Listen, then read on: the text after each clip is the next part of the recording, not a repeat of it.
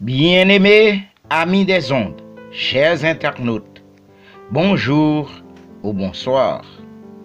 Notre causerie s'intitule « L'irrespect engendre la méchanceté, danger pour la capitale d'Haïti ». Que le Dieu de paix nous console tous et nous donne la possibilité de parler en son nom. Amen. Amen.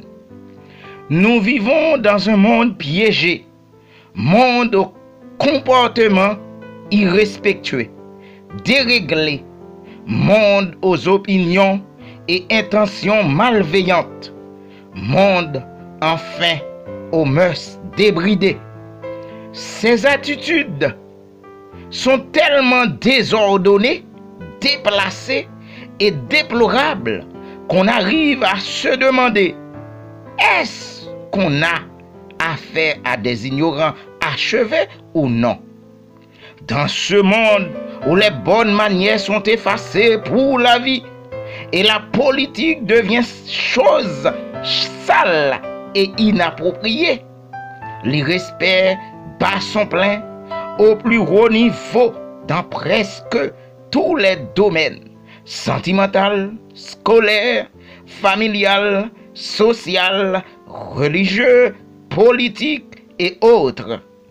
Dans le domaine politique, les politiciens, les hommes de lettres ne savent que faire, que devenir le monde, en particulier le pays d'Haïti. Car le monde est à l'envers, la méchanceté règne. Nous allons passer en revue les 3 derniers domaines précités. L'apôtre Jacques, dans un langage vivant et énergique, aux images frappantes, écrit aux chrétiens pour dénoncer la façon dont ils se comportent, tant dans leurs relations mutuelles que vis-à-vis des non-chrétiens. Il réprimande sévèrement les gens qui causent des disputes, qui sont amis du monde, et il attaque les riches qui exploitent leurs ouvriers et les démunis. Il nous présente également la situation dans laquelle nous vivons.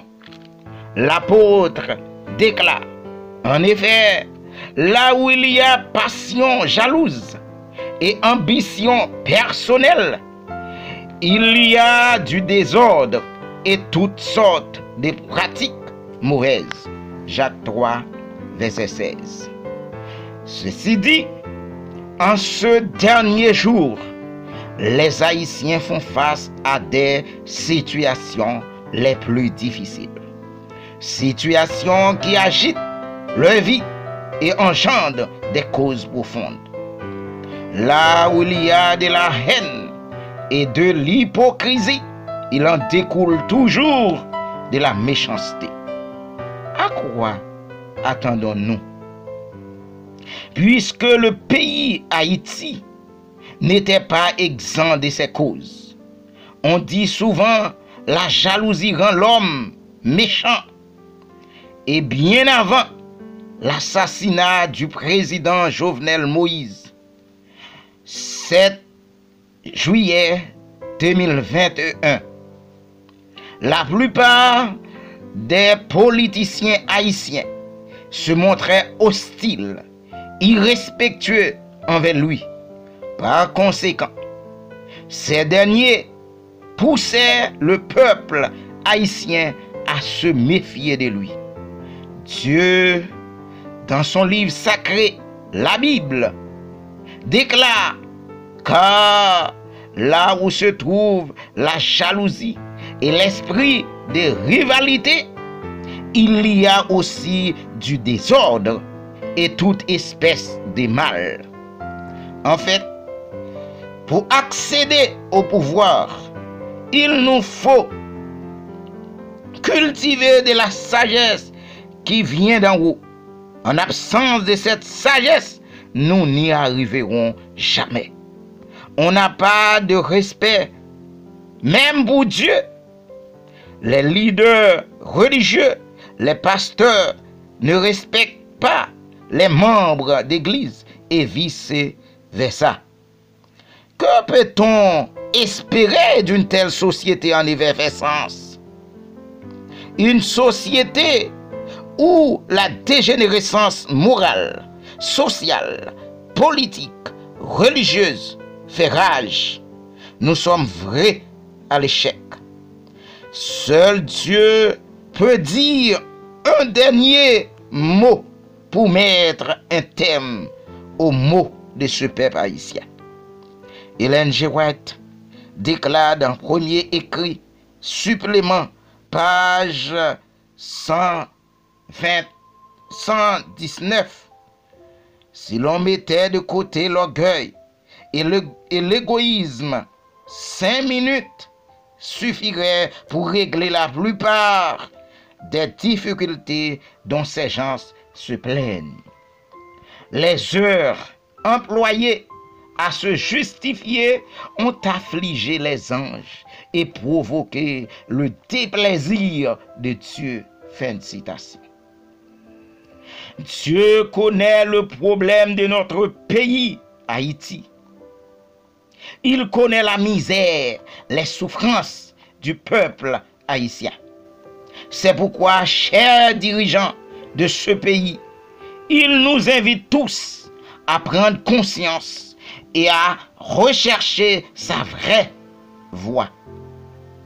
Ézéchiel 33, verset 11. Dis-leur, je suis vivant, dit le Seigneur, l'Éternel. Ce que je désire, ce n'est pas que le méchant meure, c'est qu'il change de conduite et qu'il vive. Revenez, revenez de votre mauvaise voie. Par conséquent, si et seulement si les politiciens, le Premier ministre Ariel Henry, les chefs de nos différentes institutions, la société civile, s'unissent et mettent de côté l'orgueil, la jalousie, l'ambition, l'hypocrisie, un laps de temps suffirait pour régler le problème de notre cher Haïti. Dans le cas contraire, nous attendons la fin de ce pays. En date du 23 juillet 2021, lors des funérailles du président Jovenel, la première dame Martine Moïse, dans son discours, a déclaré: les rapaces courent encore les rues, leurs griffes et leurs crocs ensanglantés sont encore à la recherche de proie. Ils ne se cachent même pas. Ils sont là à nous regarder, à nous écouter, espérant nous faire peur. En fait, peut-on définir un hypocrite? Qui sont ces hypocrites? Peut-on les détecter? Ce sont là tant de questions qu'on n'arrive pas à donner des réponses satisfaisantes. Mais on sait que un hypocrite est quelqu'un qui joue un rôle, qui veut faire semblant d'être ce qu'il n'est pas. Ce terme hypocrite apparaît 7 fois dans Matthieu 23, dans un discours de Jésus qui a fait publiquement honte aux scribes, aux pharisiens et les principaux religieux de l'époque. Dans les évangiles, nous voyons Jésus offrir sa grâce et son pardon aux adultères, aux collecteurs d'impôts, aux prostituées et même aux meurtriers. Mais il a fait preuve de peu de compassion pour les hypocrites. Matthieu 22, verset 18. Hélas, Dieu ne ment jamais. Sa parole est certaine et véritable. Un pays comme celui d'Haïti, où règne le désordre, la criminalité, le banditisme, le kidnapping, le massacre perpétré dans les bidonvilles, et j'en passe. Tout cela conduit le pays Haïti au plus bas degré, et même le président Jovenel Moïse n'est pas épargné de la conséquence de ces causes. La parole de Dieu est claire sur ce point.